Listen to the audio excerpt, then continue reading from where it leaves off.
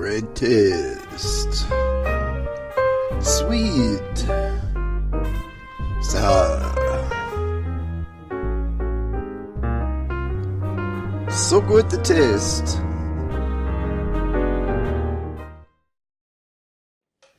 Welcome to Great Taste on KRUU 100.1 FM, the solar-powered voice of Fairfield, Iowa. I'm Steve Bosch, your host. Every week for 60 minutes of delicious radio on KRUU, and of course once a month we come to you live from Green Building Supply, right? So that's where we are, and we are about to I like that, Mike. We are about to launch into our live show. Pretty exciting because there's so many people here to do all kinds of stuff. Alura Anderson is here. We're very excited to have you here alongside Dan Gorman and also Colleen Bell, who will be up here in a little while talking to us. And we have so many things going on. I guess we better get right to it, right? Yes, and I'm missing actually a few ingredients in front of me, so we're going to be starting with chili non queso, which is a vegan choice of spicy cheese sauce. Which, by the way, but I have to. Can I excuse myself while he talks, and I'll just go grab a few ingredients here. Absolutely. I'm always glad to talk because I was going to say before Alura rudely interrupted me that Mike. No, I didn't know she was talking about me or you, so I decided to step in. That's great. So this is Mike Anderson. So how you doing? Great. I'm her servant in need, so that's what I do here. In the lingo of a cooking show, you're the sous chef. That sounds a lot better than servant. It does, but I still appreciate my role, so it's good. Okay, well that's good. And you were cutting up and working on one of our special ingredients, and we're going to hear about that in a little while. So I don't want to, steal the show or steal the thunder or whatever. I'm ready. I found all my ingredients. All right. So it's super simple to make chili non queso. We don't want to eat cheese because not only does it contain a huge amount of mucus that clogs up the system, it also is super acidic, which you can't cure any disease with an acidic body. And so we are changing now to nuts and seeds. Very simple. I'm just interested in how we're using that term "we." We, us, the whole world. We're changing. We're going more vegan. We realize that all of our raising and killing of animals is destroying the planet. It's using our water resources. For example, one hamburger takes 660 gallons of water, which equals 2 months of showers. So we're trying to get off of this rainforest destruction path and going towards a more sustainable path. And here it goes. Almonds, blanched and sprouted, organic, 1 cup. This is chili non queso. Yes. And in this case, I used a roasted sunflower seed. Sunflower seeds, 1 cup. They're roasted in this sense today. And then today also roasted and soaked cashews. And the seeds are always soaked because seeds and nuts are always soaked because. Okay, you want to soak your seeds and nuts because there is a very toxic acid that's in every bean, nut, seed, and grain. This is called phytic acid, and this steals iron, magnesium, zinc, and calcium from your teeth and bones. And then it also inhibits 4 different enzymes from working. 1 is the enzyme to digest the starch, and 3 are enzymes in your stomach that prevent digestion of protein. So you end up raping yourselves of precious minerals and vitamins this way, mainly minerals. And so if you soak them, then this does what? You're soaking the phytic acid out. You're awakening the seed. So the phytic acid is really important for a seed because it prevents it from sprouting, so we can store all these things. Without phytic acid, we couldn't store things at all. It would just go bad. And so in this case, when you're soaking it, I like to soak mine with some sea salt because it helps activate things in the refrigerator, and that helps get out the phytic acid that way, and so it doesn't take over. Yes. Soak overnight in the refrigerator. I also do fermenting processes also with apple cider vinegar. And that has to be at a 90-degree temperature overnight also, at least for 12 to 24 hours, depending on how hot it is. I like to keep it at 90 degrees. It also depends how many seeds you're using. Okay, so we have almonds, sunflower seeds, now cashews. Now cashews. And we can use more expensive ingredients. You can use sesame seeds that are roasted instead of sunflowers, and then you can use Brazil nuts instead of cashews, and it will create a much more alkaline dish. And now we're going to add the flavoring, because cheese is only popular for two reasons. Number one, the seasonings. Number two, how it affects the brain. But in this case, we're just focusing on how about how it tastes? Well, that's why it tastes so good. You can have fun. I'm the devil's advocate here. Yeah, he is. He's really good about his food. So we're doing onion powder, and you only want to use organic, especially when you're using powders, because they're coming from all over and they don't test anything that's not organic. Unless you're making your own onion powder, always use organic. So I'm using 2 teaspoons of organic onion powder. For people that don't like garlic powder, you can always add an extra 2 teaspoons of onion powder to make it more alkaline. Garlic's a little on the acidic side, but if you still have high cholesterol, garlic's okay. If you have cholesterol, that's perfectly fine. Do not use garlic. It's not good for you. So 1 and then 2 garlic powders. Teaspoons. 2 teaspoons of garlic powder and 2 teaspoons of onion powder. And yes, but you want to only use organic. And then I'm adding 1 teaspoon of paprika, which is roasted organic red bell peppers. That's how they make paprika.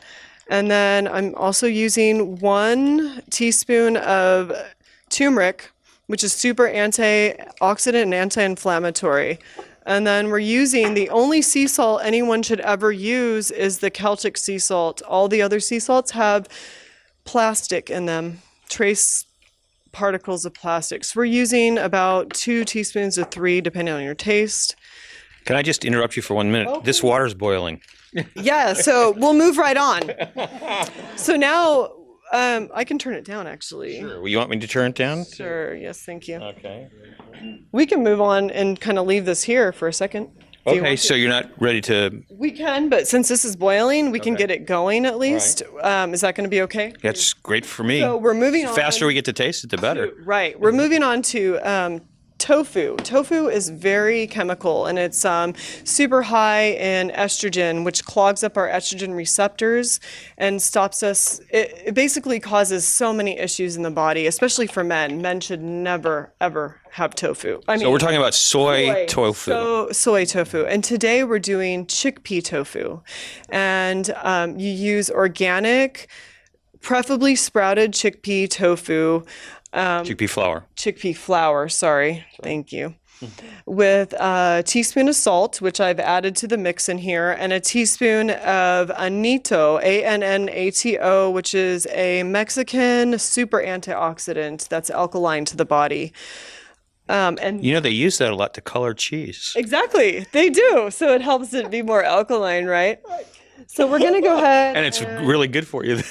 Yeah. First, you want to take 1.5 teaspoon or 1.5 cups of water, and you want to add your flour mix to the water before putting it into the hot boiling water, because as most cooks know, if you add flour to boiling water, it clumps up and hard to work with. Lumpy tofu. But I want to just go back for just a second. I'll tell you why. Because even though we're doing video, right? Because we do that once a month. Most people are listening on the radio, so it could get a little confusing. Okay. So we were first working on chili non-queso dip, but we left that kind of like in the middle because Alura's water was boiling, and now we've switched to making chickpea tofu, right? Which, by the way, I was so excited when I heard that you were doing this, because the only time I've had any knowledge about chickpea tofu was I did an interview a few months ago with a woman who wrote a book called Burma Superstar. Oh. And in Burma, Myanmar, chickpea tofu is a really big thing. I mean, they when they think of tofu, they don't think of soy. So it's very interesting. So I'm really excited about this. This is the only bean that we should actually be eating is the chickpea. It's the only alkalizing bean. It's the only bean that's going to energize the brain and feed the brain what it needs to think better. So That's what we're doing right now. That's why I'm able to do like all this stuff at one time. So basically, you want to really just mix it up until you. So we're mixing up the powder really well. Up a cup of sprouted garbanzo flour with a teaspoon of Celtic sea salt and a quarter teaspoon of annatto, and then we're adding it to a boiling part, another cup and a half of water. Yes, thank you. We're adding the salt and everything. And then we're also going to be adding the most amazing thing that everyone needs to be making is Irish sea moss gel. Irish sea moss gel has... Hold on one sec. Yeah, so and I made this, it here. we can't, those of you who are listening on the radio are not going to be able to see this. So it looks, I don't know how do you describe what it looks like? So it's kind of like an aloe vera, but aloe vera gel texture, and it does the same thing as aloe vera does, except for it delivers 102 minerals to the system, and it's alkaline, so it's not hurting the body at all. It has no toxins, whereas aloe vera does have some toxins in it that's not good for the body. So switch from aloe vera to Irish sea moss gel. And Irish sea moss gel is made of? Irish sea moss, and in this case, spring water. And does it come from Ireland or? Jeez. Somebody I ordered it online, and it's wild harvested, and it's Irish sea moss. I'm not exactly sure. I'm so sorry.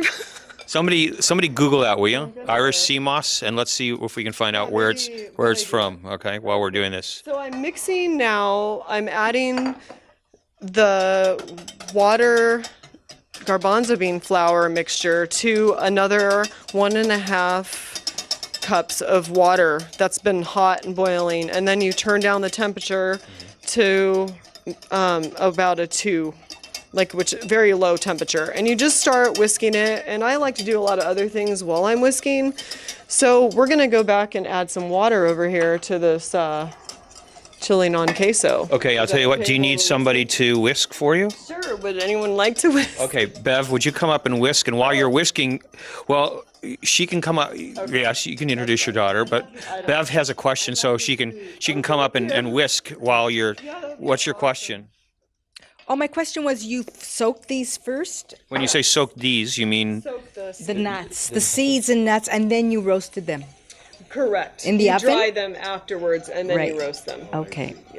I got to tell you, speaking of Irish sea moss, I was just at this incredible vegetarian restaurant in New York City, and this woman has won awards for her vegan chocolate rose mousse, and she uses Irish moss. Oh, wow. And the name of the restaurant is? Devia's Kitchen. Devia's? Devia's Kitchen. And if you go to New York City and do not go to Devia's Kitchen, you've really missed out. Okay, so about a tablespoon of that Irish sea moss just went, two teaspoons just went in there. 2 teaspoons of Irish sea moss per 1 cup of sprouted organic flour. Okay, 2 teaspoons of Irish sea moss per 1 cup of sprouted organic flour. And Tom Krupa is going to come up and tell us what and where or whatever Irish sea moss is all about. Come on over here, please, sir. Thank you so much. This is your moment in the sun. So. Oh, it's my very Enjoy. moment. Right. Yes. Yeah. Moss for boss. It's Irish, means little rock. It's a species of red algae which grows abundantly along the rocky parts of the Atlantic coast of Europe and North America. And it says it has a lot of rich in iodine and sulfur. Wow. So never have to use Morton salt again, right? There you go. All right, that's perfect. And come on up here because we can't hear you. So that's a problem. So we have to have you because you want to be famous. So come on up. No, come on up. Oh, it's very important. When you're talking on the radio about what she's mixing up, that you're using the blender. You haven't mentioned that. That is really true. We haven't used it yet, though, either. So right. So okay, you thought you caught me, but you didn't quite. But you would have. That's a good. So Alura put all the ingredients into the Vitamix. Now, can you use a regular blender with this, or do you absolutely need one of the high-powered things? Honestly, I've never tried using another blender because the Vitamix trumps all other blenders that I've tried other blenders, but this thing never dies. Not with this recipe, but I've been doing this for 13 years, and They can chew up bricks and cell phones. yeah, That's this how is good the this blender best is. blender. Now you're taking Blendtec shtick because that's the. I tried Blendtec, but I've had my blender for is it 7 years now? 7 years. Yeah. And I've never had a problem. Yeah. Well, it is a good one. And if you don't know what I'm talking about when I said that she was just trying to take over Blendtec shtick, you could just Google "will it blend" and you'll find out, because you'll be laughing for quite a while if you watch some of the videos. Steve, I hope we're not going to forget to mention this amazing pot over here and the. Is this another commercial?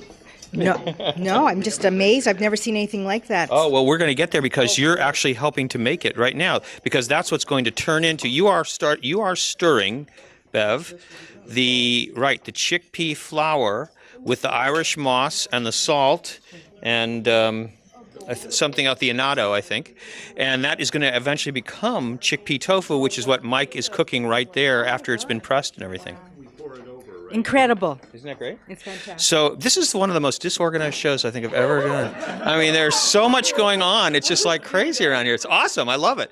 So we might as well make it more crazy. So while you guys are getting things ready, let's see. Colleen, come on up here for a second. Okay, that's great. Oh, but wait. Really? You're ready to go with this? Okay, well. Seriously, it won't take much longer. Come back.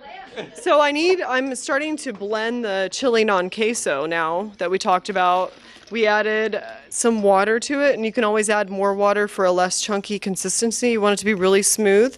And we're using a Vitamix today, one of my favorite machines, although I've never tried a Blendtec, so I don't know how well that would do. But okay, so I'll tell you what, while you blend that, I'm going to talk to Colleen, because otherwise there's going to be a lot of noise, right? Okay. So we're going to come over here, and we're going to talk to Colleen Bell. Hi. Hi, Steve. Nice to see you. Nice to have Nope, you. don't touch that microphone. Oh, sorry. That's the rule here. We don't take the mic away from Steve. Right, that is a big rule. So now you do a lot of things, but one of the things that you do, which is very, I think, different in the Midwest, is you cultivate figs. Yes, I do. I have several fig trees. I have 2 fig trees that are they're like 13 years old. And I have a picture of them over here that I had over 200 figs on one tree. This year. And I love the figs so much that I built a fig cathedral for Fairfield. So we can have fresh figs. You have services in the cathedral? We pray to the fig gods. That is awesome. Well, figs happen to be one of my most favorite things to eat on the planet, and I'm going to Europe very soon, and I'm hoping that we're not going to miss everything by the time I get there, because picking fresh figs off a tree and having them get all over your mouth and hands is like so much fun. Oh, I know, it's like heaven. Mm-hmm. And I think it was just about a month ago, the 1st of September, I gave away over 200 figs at the farmer's market. Mm-hmm. Because I only gave people one at a time, because I didn't have enough to sell. But I wanted people to taste them. And you should have seen the looks, those kids especially. Those kids didn't really know if they wanted to try a fig. And I had one girl, it was like, okay, I'll try it. I'm not sure about this. Oh, this is good. You should have told her how they would get pollinated. Maybe she changed her mind. Well, the figs that grow in North America are self-fertile. Is that right? Oh, that's a drag. That story is nowhere near as fun then. Do you want to tell everybody what I'm talking about? In Europe, there's lots of different varieties of figs, and they're fertilized. Every variety of fig has a variety of wasp that has to go inside the fig and fertilize it. Mm-hmm. And then he dies in there, or she dies in there. And then the seeds get ripe, and then the fruit gets ripe. So unless there's a fig that helps, the fruit doesn't get ripe. Unless there's a wasp that helps. Yeah, sorry. Right. The wasp helps the fig. Yeah.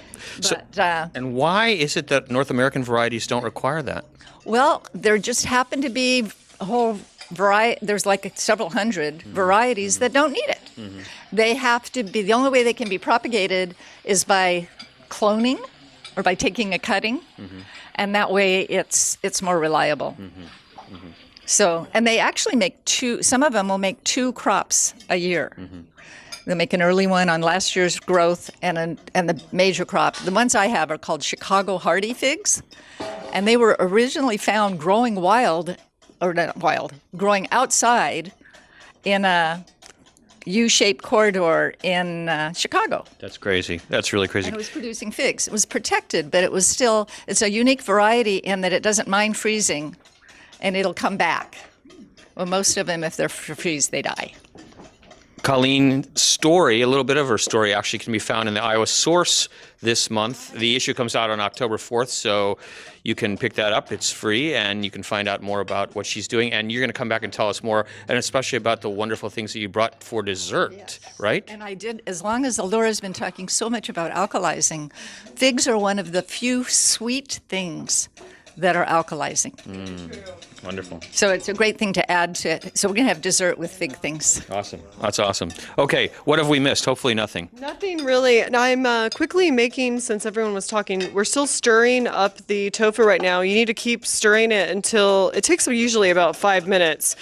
In this case, maybe the heat turned down a little too much, but you want to stir it until it becomes glossy. But So the surface becomes glossy, is that until what? the whole entire thing becomes glossy and just becomes almost like cake-like, like you're going to pour it into a cake pan and cook it in the oven. So quickly, I'm making this vegan. We switched to another dish, right? Is We're that moving to okay? salad. Yeah, absolutely. Yeah. So I'm doing this vegan ranch, and I usually make my own mayonnaise, but in this case, this is super simple for everybody to get. This is a vegan-ase that you can find at pretty much any health food store. The number one thing you want to look for in every case is this non-GMO symbol. I don't care what product you're looking for. You find this symbol, you're safe. Without it, you better know what the ingredients are. And this show is being paid for by Monsanto, so that's good. No, this show is being paid for by Everybody's Whole Foods, which sponsors non-GMO organics. Thank goodness for them. I wouldn't be as healthy without them. Well, while we're mentioning that, we can also say thank you to Green Building Supply for hosting the show and Fairfield Media Center for being here and recording these machinations every month. Thank you. We really appreciate it. Now I'm adding my own ranch seasoning because so many ranch seasonings are full of maltodextrin, which has a glycemic index of 130 versus sugar that only has a glycemic index of 65. We're being saturated with this maltodextrin. It's a binder, it's a filler for products. It makes products cheaper, but it does not help us. So anyway, in this case, I'm using... And can I just interrupt for 1 second? Oh, please. You'll also find, if you care about that kind of... Excuse me. Thank you so much. We're videoing. But your back was probably gorgeous, so I'm sure it was like, not a problem. So the thing about maltodextrin that people are probably not aware of also, if they want to look it up, they can see, what its effects are. But in many energy products, so products that are designed for athletes to recover and to use in training, maltodextrin is many times the primary ingredient in those products. Yeah, and the only time I ever experienced it, I didn't realize what I was getting myself into, but I wanted a vegan fajita. So I sauteed some onions and peppers and mushrooms, and then I went to the store and bought some vegan fajita mix without reading the ingredients, thinking it's organic, it's fine. Added it into my meal, and voila, I began to have to clean for almost 2 hours my whole entire house.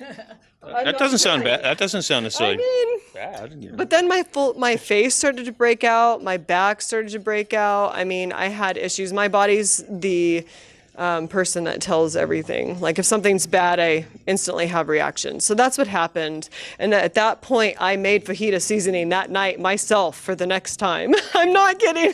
So what's in your fajita seasoning? Well, we won't talk about that. I mean, because I have ranch to make right here. Oh, I'm sorry. It's totally fine. So our ranch I like it when other today- people try to control the show. It's great. It's awesome. So our ranch today has Celtic sea salt, onion powder, garlic powder. You can always leave out again and just add a little more onion powder, which is more alkalizing, dill, and I can smell that. yeah, it's amazing. And absolutely no fillers. And what we're doing is we're adding it to a cup of vegan-ase right now. Okay, so this is a homemade ranch dressing, and that's the spice mix going into a cup of You can the. buy And this at is the store. there's a lot of different ones. So this is the grapeseed oil veganase, which Grapeseed's the only oil we should be using as far as it's super antioxidant.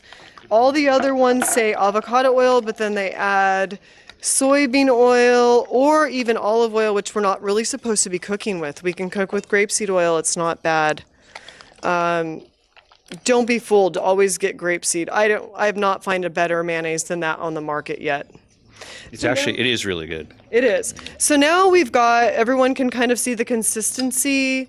If you're listening on the radio, you're going to have a hard time, but you can try. Very thick. I can actually almost hold it over my head, like everyone saw it. It won't fall out. Kind of reminds me of a soft serve concrete. So. So now we're adding. You guys are going to laugh. You can laugh a little louder. So that. Now we're adding organic almond milk. That's super easy to make. You just add a cup of almonds and then a whole Vitamix full, which is 8 cups of water. You blend on high until smooth and put through a milk bag, and voila. So I want to ask you a question. Let's stay with the almond milk for just a second. Do you use blanched almonds, or do you use almonds with the skin on them? No, I absolutely only use blanched almonds. And oh my goodness, I hope I didn't add too much milk there. But I can always add more veganese. But the biggest thing is you want to make sure to soak your almonds that have skin on it overnight, again, with some Celtic sea salt in the refrigerator. And this will help not only sprout your almonds, but also blanch your almonds. It'll come out just ready to blanch. And the skins just come off. Yeah, the skins just come off of the product of the almonds. Right. And there's absolutely no reason in the world why you have to use a nut bag as far as I'm concerned, because it's just a consistency thing, right? If I like to drink my milk though, but when you're making anything that's creamy, just leave the almonds in. It's better for you anyways. But when you're doing a ranch, I don't know. I've never tried it. I've never tried it with ranch, but I'm talking about just ease. Yeah. When I make nut milk, it's like I don't want to bother with filtering or anything like that. I just want to drink it. No, I totally understand. Okay, so you're adding more vegetables. So you're just making it to the consistency that you want for a salad dressing. Because that's another wonderful thing that we're going to have salad with vegan ranch dressing. And I guarantee you that not only will it taste better than any ranch dressing that you've had, but it's also going to be a lot better for you. So definitely. And Alura and I were having a little discussion ahead of time before the show started, which I just want everybody to know, and that is that most of the time when you go to a restaurant, I don't know whether you've noticed this or not, but they dump the salad out of these big plastic bags that they have. And you really should ask the question, do you wash your lettuce or not? Because most restaurants don't wash their lettuce. They just dump it out of a plastic bag, or they don't even use the stuff in a plastic bag. They just cut up heads of lettuce without washing them and throw them into the salad mix. So it's a really important question if you care at all about that kind of stuff. And I always do. I always ask that question because we need to start asking more questions. And they'll be happy to answer it for you. So you are now working again on the chickpea tofu. Yeah, and so what you're doing is you're basically stirring it on a medium to low heat, depending on what's going on, and you're going to get it to be, you're taking a whisk, and you're just whisking it until it becomes like a cake batter, but kind of glossy, which I don't know if everyone can see in the audience, some glossiness coming in, and it looks just like you're about to pour it. It's like a gravy consistency. Yeah, almost a gravy. Thick floured gravy consistency. Yeah, that's probably a better example of what it looks like. So once it gets to that point, I mean, that's pretty much it. You want to get this is a little smaller than I'd actually like to use, but I'm going to rinse it really quick. But you want to use an 8x8 pan. That's 1 inch Pyrex. Deep. Silicone, some kind of glass. Pyrex, not plastic. There's so many tofu things out there that have plastic. You don't want plastic in your food. That's why we got rid of soy. Okay, so while you're getting that and doing that, I just want to remind people that the next live show is Tuesday, November the 7th, and it's going to be really, really great. I am just can't wait for it because coming down from Mount Vernon is Aaron Hall, the local crumb, and he's going to bake bagels and teach everybody how to make bagels here. So Tuesday, November 7th, and they are, I will go out on a limb and say they'll be the best bagels you've ever eaten, whether you love New York bagels or not, because they're sourdough. They have some sourdough in them. They're just absolutely awesome. Yeah, they're quite extraordinary. I'm going to that one. Yeah. Bagels are like a 3-day process for most part, especially, doing sourdough. This is going to be amazing. I would go if I were you. Thank you. Okay. It's going to be good. So I'm just putting the bean mix, the sprouted garbanzo or chickpea bean mix into a mold. And then basically what you do is you take a knife and you make it flat, and then you let it sit for at least an hour. I like to do at least 2 hours, and then you can pop it out. 4x8 mold too. 8x8. I know this is a 4x8, but it's better to get it even. You don't want to get it in smaller. between. You get you and your husband in an argument or sorry. anything. That's quite all right. We're learning through our mistakes the last few weeks. So this is enough to fit into an 8x8 mold, and it'll probably be about maybe a half an inch thick at that Half point. an inch if it is an 8x8. Otherwise, a 4x8 Pyrex dish will be, it'll give thicker mold. It'll just be thicker and take longer to set. Okay, and so we're going to wait for a couple of hours, and then what's going to happen? Is it going to get to be hard, essentially? Yeah, I'm going to show everybody what it looks like. Okay, that's great. And then I want you to clear up something, because I heard you talking about something about a press. So I want to know what that has to do with this whole process. So there's a press that you can buy that actually pushes down on the tofu, and what it does is it pushes out the moisture, because as you saw, to make the tofu, I had to add a lot of water to get it to thicken, to get it to cook, to get it to just become what it is. And that's what they're doing with soy, but who knows?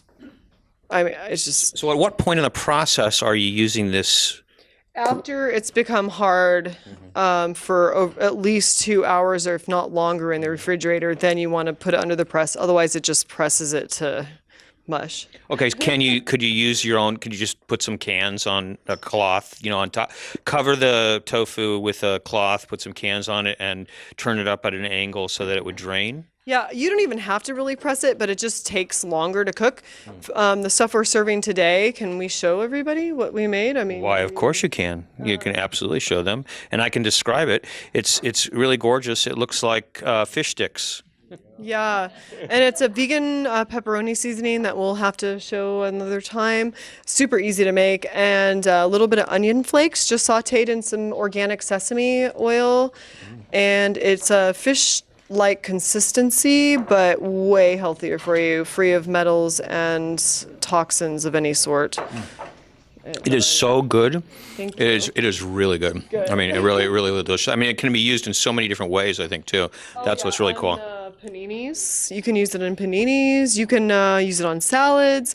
This one hasn't. I kind of rushed a lot trying to make everything, but this is kind of what the consistency will look like, but a little firmer, because you're going to let it sit. I only let this sit for an hour. So it's really going to be a little bit. This is going to be it's a little spongy, huh? Spongy, but once you press the water out, then it gets even less water. But it still will cook up just like we did today, just with a little more time. All right. You're listening to Great Taste on KRUU 100.1 FM, the solar-powered voice of Fairfield, Iowa. I'm Steve Bosch, your host every week for 60 minutes of delicious radio on KRUU, and once a month we come to you live from Green Building Supply, which is where we're at right now. So thanks for joining us, and Alura Anderson is one of our guests, and she's been teaching us how to make vegan. Let's see, we've got non-queso dip, right? We're still working on that. And we also did ranch dressing, vegan ranch dressing, and a chickpea tofu. So all those different things. And we've also talked with we talked with Colleen Bell about her fig project, and we'll get back to you. And Dan Gorman is here, and he's going to tell us a little bit about his pickles, which I guess as far as New York is concerned, since we've already knocked their bagels, now we'll knock their pickles too, because Dan's pickles are absolutely astounding. They're really, really good. Pickles I've ever had. He's amazing. He's Dan the sauerkraut man in my book. I'm just saying. Can I finish this really quick? Because it won't take much longer. So we've added the water, and you can make the... So let's go over this really quickly one more time. So okay. We've done 1 cup of roasted sunflower seeds. It's better to ferment things, but we've done the roasted today. 1 cup of roasted cashews, and then 1 cup of blanched sprouted almonds. And then we've added 1 teaspoon of turmeric, 1 teaspoon of organic paprika, organic turmeric also, of course, and then 3 teaspoons of Celtic sea salt. John, I hope we're not keeping you up, And it's going in right after. And then we add just a little bit of water and blend it up creamy. And we're about doing that right now with the Vitamix, which is awesome. I think I'll have Dan come over. Dan, come back for a second. So while Alura is fighting with the Vitamix. Let's talk a little bit. So you are, I mean, you're my hero because of those pickles. I mean, I love pickles so much, and you don't even sell. I mean, you kind of sell them a little bit, but you don't really sell them. No. Well, I don't want to sell them in stores because they won't stay as crispy as long. So I cut them up right before I sell them at farmers market. So we don't even know if anybody's hearing you right now with all the amazing noise that's being generated over here. Ah, there we go. So let's do that one more time. Wait, hold on. We got to come back. I will not do my chili con queso or non-queso until we're done here. So almost. I think I'm ready though. So. Okay, good. Go ahead. I'm sorry. Is this ready? I just need to add the salsa, but please finish so it's quiet now for Dan, the sauerkraut man, to take over with his, because it's amazing what he has to say. Okay, but we can finish the chili non-queso if you like. That's what you like. I don't Yeah. want to. Okay. Dan is accommodating. He's not going to care. He's cool. So basically, you take everything I said and you pour it into a mixing bowl. Okay, so now we're taking all those different ingredients that we've blended in the Vitamix and poured it into a mixing bowl, and it kind of looks a little bit like queso, doesn't it? Yeah, and it tastes just like queso. This can be It actually tastes better. Oh yeah, no mucus, alkaline. You can put it in macaroni and cheese if you really want. Before adding the salsa, which we're about to do. So we're adding a organic jalapeno lime salsa that we got sponsored by Everybody's. And you can make your own salsa if you like, but this is an easy way if you're in a rush. So just open that jar and pour it right in. That jar and we're gonna add 2 today to the. Is that medium or hot? This is hot. This is a hot one. Yeah, the creaminess of the nuts really take down and then if you're really sensitive, you still want to eat spicy stuff, especially if it's cayenne and habanero. Those are the best peppers we can be eating. But use a cucumber instead of a chip. It'll cool it right down. Okay, so you've got 8 cups, right, of the chili non-queso dip and 32 ounces of the salsa. Of the salsa, and now we're just gonna. We're going to stir that up? We're just going to Just stir that up and throw some chips in and start eating, right? Exactly. There you go. So, I better just check it out, make sure it's okay, right? Yeah. And if it's okay, then we can put it behind here and everybody can go home. So it'll be great. Okay. Excuse me. We're only at 37 minutes and we've already made almost 3 different meals, people. Okay, that is really good. I love that. All right, Dan, come back. Talk to us. Tell us all about pickles. Okay, so the pickles I just add salt and water and basically just let the bacteria that's on the pickles naturally take over, and it turns the water sort of foggy, but it releases the flavors of all the herbs and vegetables that I use to spice it up with. So it just turns out to be something completely different than a vinegar pickle. Even though vinegar is acetic acid, and what happens with these pickles is lactic acid. They're very similar organic acids. They're both good for you, but lactic acid is probably a lot better just because it helps the environment in your stomach for the bacteria that are already living there. Okay. Somebody, could you hand me one of those jars of pickles so we could show everybody and tell everybody about it? That'd be awesome. Thank you so much. So this is what he means when he's talking about cloudy, and you can imagine that on the radio if you're listening. It's a little cloudy in there, but they're really crisp. And they have a terrific flavor to them. And there's so much, because they're not done in the vinegar, they speak for themselves a lot more. Because most products that are made with vinegar end up having a preponderance of vinegar taste. I don't know if I think even people I've tasted a lot of specialty products where people really know what they're doing and they're making it. And it's not easy to make something with vinegar and not have that vinegar end up being the first taste. And 9 times out of 10, every time you get it at the store, it's been pasteurized. When you open it, it pops because it's been heated up. This has never been heated up. And a lot of times vinegar pickles will stay crispy longer, but they don't have the health benefits. And like many foods that have been industrialized into factory processes, like bread, now we're seeing with gluten intolerance and things like that. The original one is just better. It tastes better. It's better for you. It's just, you can't cut corners and expect to come out with a good product still. and especially a product that tastes so great. So do you want to tell us a little bit about some of the other things that you do? Because Dan Gorman is with Bubbling Brine Brothers, and they make he makes these great pickles, but their basic product line are krauts, right? Mm-hmm. So the ones I brought tonight are two specialty ones where I used some peppers I grew, which is Fatale, Carolina Reaper, which is one of the spiciest in the world, and Trinidad Scorpion. And I have to use these because fermentation also takes away the spice, so I have to use really spicy peppers in order to deliver the level of spice that I'm looking for. And a lot of our stuff is seasonal because things are only available a certain time of the year. But we have 3 main krauts that are in stores, they just consist of different combinations of cabbage, onions, garlic, carrots, and turmeric and cumin and other spices. Just things that we've experimented with over the years and figured out. We could show the pink one. It has red and green cabbage in it both. Oh, we're relying on everybody to help us out a little bit. So this is which one is this one? This one is Fatale. It has Fatale peppers and onions, Fatale is a pepper all peppers originated from South America, but this one was a hybrid made in Africa not long ago, and it's really spicy. It's like a citrusy habanero level of flavor. It's really good. I don't know if you've tried that one yet. I haven't tried it. I'm really excited to try it. It looks just like who said that? Diana said that. Okay, that's good. So she said it was so delicious. But it's very interesting looking because it doesn't look like what a typical kraut looks like. It almost looks like horseradish in a sense, though a little bit cruder and heavier texture. Thanks, Steve. No, that was meant to be a compliment. I was just trying to describe it because people are listening on the radio. Yeah. So that's true. So all right. So, and which one is this? The pink one. It's beautiful. Yeah, that is really pretty. It has red and green cabbage in it, and onions, and the 3 peppers that I talked about: the Fatale, Scorpion, and Carolina Reaper. Mm-hmm. So green and red cabbage both have different nutrient contents. So I like to mix them together, and it's kind of a good, part of a digestion that people don't ever talk about. It's called cephalic digestion, and it's when you look at something and your mouth waters. That's part of your initial digestion is your salivary glands producing enzymes that breaks down starches and whatever we're going to eat.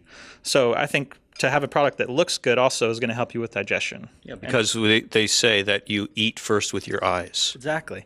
And it draws people in at farmer's market. That's good for business. Yeah. They want to know what's in it every time. Yeah, that is actually one of the most beautiful pinks I've really. It's striking actually. So I didn't really want to share that one with anyone. It's so tasty. I just wanted to keep it. Oh, well, maybe you and I'll share it then afterwards, and that'll be great. No, that's not going to work, huh? Okay. So, all right. So, I think there must be some other fulfilling aspect to making these krauts and the pickles, because you probably get to hear from people a lot, not only that they liked it, but that they feel it's really been helpful to them. Yeah. My friend's wife has Crohn's disease, and I would just give her a lot of it just because she had it really bad. It would make her have like lesions and it would... The Crohn's disease, not the kraut. Yeah. But the kraut would make her more regular, and it would just make her like a normal person rather than having to deal with all these different Crohn's disease problems. And just a lot of people in general who have digestive issues are definitely helped by it. So it's like a little bit with every meal? Is that how people use it, or how do they use it generally? That's how I recommend it, but a lot of people just say they just eat it, which is fine. But I think I think it enhances a lot of meals because especially anytime there's oils or starches, something with the acid in it, I'm not sure exactly what happens, but it goes really well together with like rice or noodles or... I don't even know all the things. Everything I try it with, it's good. Usually, I try to have something that's bad with, but it's hard to do. Okay, Dan, thanks so much. Really appreciate it. Thank you, Steve. Yeah, Dan Gorman, Bubbling Brine Brothers. All right, so Alura, come back here. I know you're trying to be really nice and get stuff ready for people, which is so unlike our show. So you can forget it. They don't need it. It's okay. Yeah, so I wonder. Can you bring your girls up and let's introduce them for a second? So I have 2 girls. Annabella, come over here, please. Stop reading. I know you love reading. So I'm going to ask them some questions. Yeah. So this is my oldest. This is the one that got everything started. Aurora.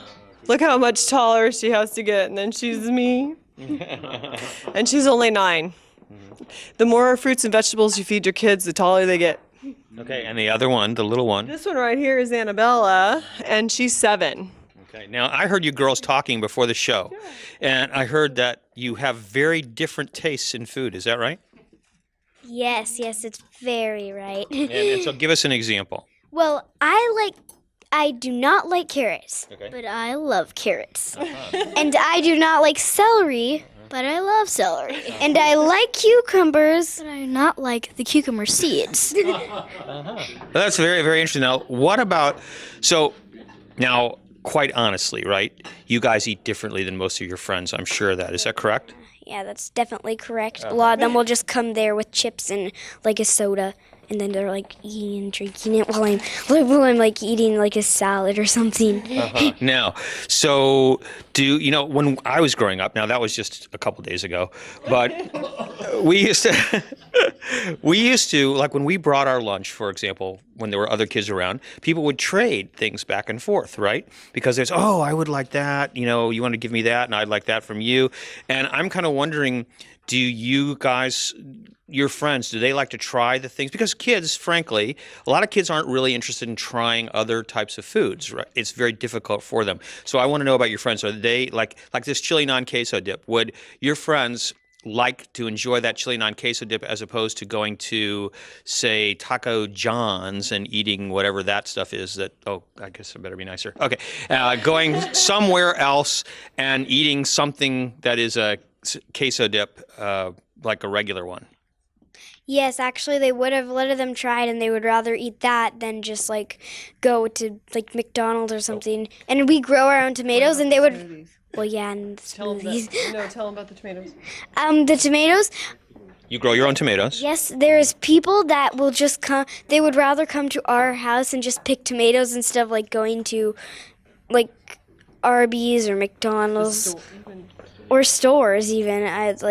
They would rather. I mean, it'd be more fun to come to your house and pick tomatoes than to go to a fast food place. They don't like tomatoes except for our garden tomatoes. And then there's also meat. They would rather have our tomatoes than actually having the meat, which is. Well, a good tomato is really meaty, actually. I know, right? We make some real. Oh yes, Sakayla.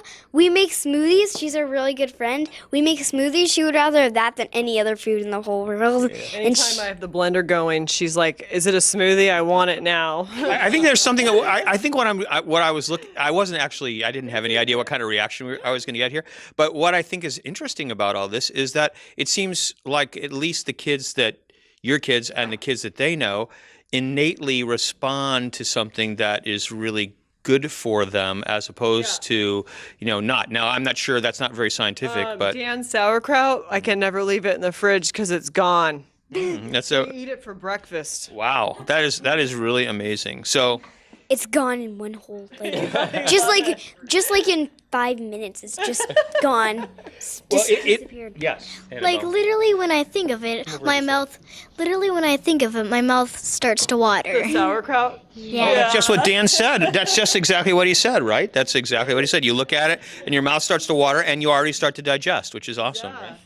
Yes, that's exactly right. Yeah. So it's really kind of funny because I remember it's really hard for kids. You guys haven't experienced this, but most kids, for example, if you give them fresh squeezed orange juice, they don't know what it is because they've never had fresh squeezed orange juice. If they like orange juice, they've had just the stuff that comes in cans or comes in those aseptic containers or whatever. And some kids would turn their noses up and go, "Ooh, what is this?" And you say, "Well, that's orange juice." And no, it doesn't taste like the orange juice I'm used to. So it's really cool that your mom and dad are working with you to have you get exposed to all these really delicious pure tastes. I love that. And so continue to enjoy your diet, and I think that I'm not vegan, so I will say that, and that's why I've kind of played a little bit devil's advocate sometimes with your mom, and I love cheese, so that's another thing. But at the same time, I think it's just amazing that you're actually learning all these cool things about nutrition and health and how to actually feel what your body's telling you, because that's the whole message. Is when we want to learn how to eat, it's really learning what works for us as individuals as opposed to what somebody else says in a book or somebody says in a TV show or somebody says in a magazine article. It's all of us learning as we go through life to see what works best for us when we eat. So continue your little adventure. It's awesome. Although I'd love to say everyone needs to watch What the Health, because you may change your tune about things. Lots of I things. wanted to say that I know somebody that doesn't know what a pumpkin is. Oh. Yeah. They do not know It's the thing with a face cut out of it, isn't it? Yeah, but they don't know what it is, and she's about 7 years old, and he still doesn't know what a pumpkin is, which was surprising. He asked his dad what a pumpkin was, and his dad said, well, it's a food. It's a pumpkin. There you go. It's a good food. Yum. Yes. And he had no idea what it was, and then his dad told him it was a pumpkin because he didn't even know what it was called. So Yeah, it's tough because most of us are, especially people who live in the city, are far away from where the food grows and they don't really know that much about it, which is why there's a lot of great education programs that are going on today in the cities all over the country where chefs are actually helping really educate young people in schools about food and getting their hands in dirt and helping them learn where their carrot actually came from, because otherwise they think that it might come from, the grocery aisle. So thank you guys for sharing with us. I really appreciate it. We all need salad bars in schools. With washed lettuce, of course. Right? that's really important. So let's carry on with our fig story a little bit. Okay. How about these desserts that you brought us, Colleen, because I want to know a little bit about them. Okay, well, this is right in alignment with Alura and Dan.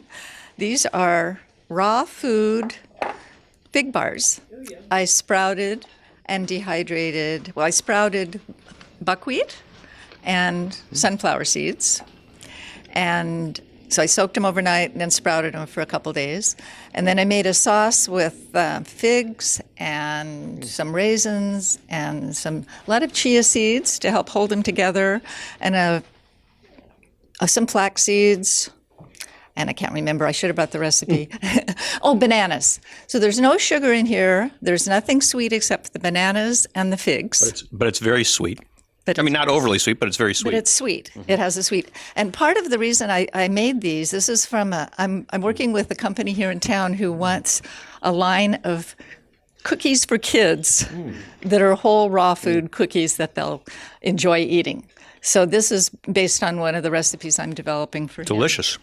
So I brought some of those for everybody. And this is more complicated, just like some of the other things Alura's talking about. It's not hard to do all those steps. You just have to plan ahead. This took me 4 days to make.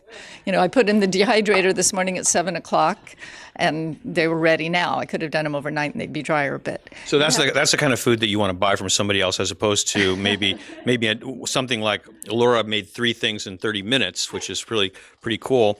But what about these? These are going to be easier, right? These I made in 15 minutes. Okay, and what is that? What are they? Coconut fig cashew macaroons. So I soaked the cashews and dried them, like Alura taught us. And then I mixed them in the Vitamix with the coconut and figs. I didn't have enough fresh figs, so I soaked some dried figs. And I just used the water from soaking as the liquid. And it was still a little dry, so I added some coconut oil and a little vanilla. And really good. Put them together. I don't know how long they'll last. They're a little cool. I think you might want to keep them cool if you're making them, because they might kind of melt a little bit. And they don't have the chia seeds. I added chia seeds too. And chia seeds are a great binder for all these kind of things, the raw food cookies or crackers or all kinds of things like that. Yeah, they're really actually delicious. And honestly, if I didn't like them, I would just say, So they're really good. So you're the connoisseur. Well, I don't know about that, but let's look at your figs, because you don't want to show them. The figs were it was so hot this summer. They're very tiny. They all got ripe at once. So these are a month-old fresh fig. And I left them in the refrigerator, so they started just dehydrating all by themselves. But they're still sweeter. They're still softer than a dried fig. So some of you are going to be able to taste those, because I think the best we're going to be able to do is cut them in half. So the girls both like figs. Those are the missing ones. That's great. That is awesome. So tell us a little bit about the object of this greenhouse that you're building in your backyard. So the Fig Cathedral, the objective is to have several figs, and I have pictures of a couple different varieties of figs growing in Fairfield so we can have fresh figs. And partly our crop here, what I've been doing is growing them outside. The fig trees don't produce if they're in the ground because we don't have a very long season. So they don't produce unless they're in the ground. No. The fig trees that are growing outside in Fairfield. Oh, outside, right. Don't have a long enough growing season to really have time to really make much of a crop. So we've been taking the figs into the basement or into the garage and schlepping them back and forth in the spring and in the fall.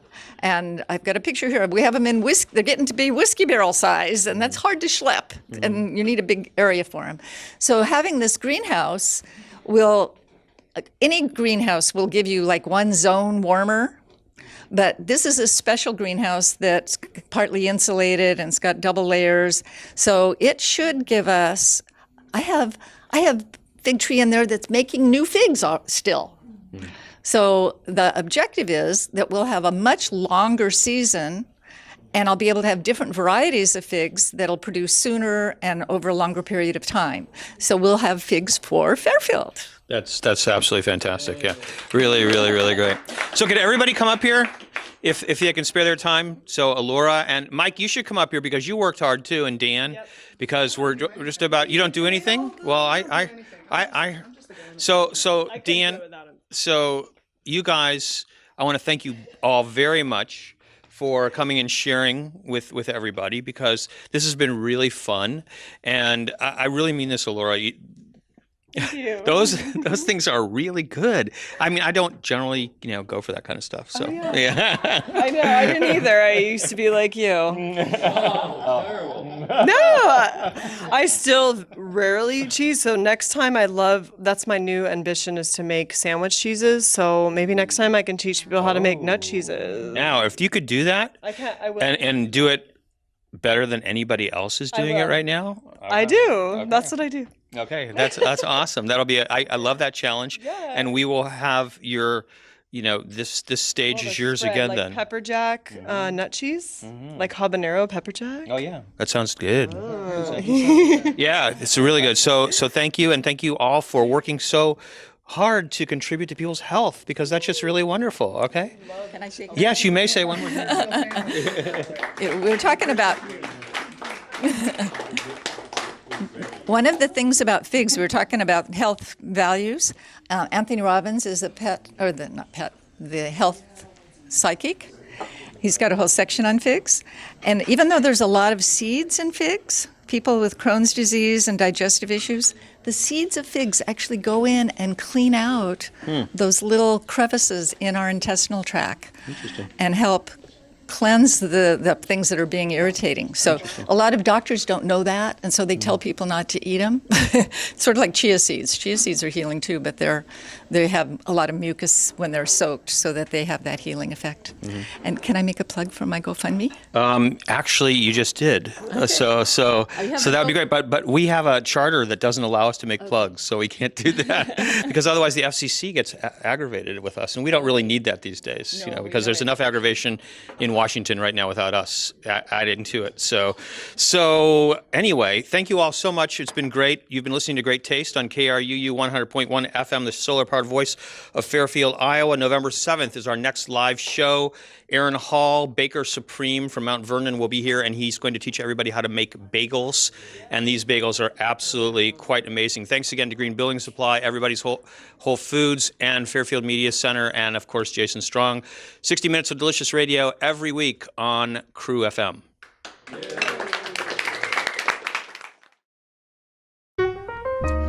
Great taste. Sweet. Sour. So good to taste.